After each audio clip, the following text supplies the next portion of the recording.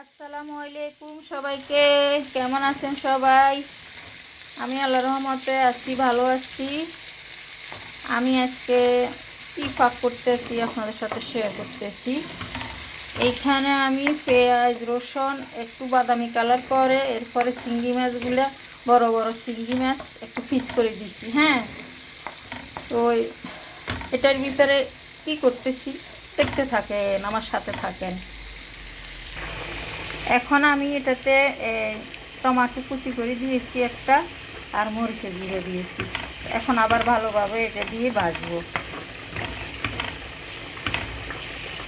সাথে থাকেন আমার। এই যে আমার মাছ ঝোল কষানি হয়ে গেছে, দেখতে পাইতেছেন, এভাবে কষাই ফেলছি। মানে আমি এটা কিন্তু ভাজা ভাজা করতেছি। হ্যাঁ, শাক ভাজি বলে যেন ওইটাই আর কি। তা আমি আমার স্টাইলে করতেছি। দেখেন এটার সাথে আমি কি অ্যাড করতেছি। এই যে আমার টপের পুঁই শাক, লাল শাক, ডাঁটার শাক আমি একটু একটু করে উঠেই ফ্রিজে রাখছি। আজকে আমি এই যে ভাজি করতেছি। ফাইনাল লুক দেখতে থাকেন।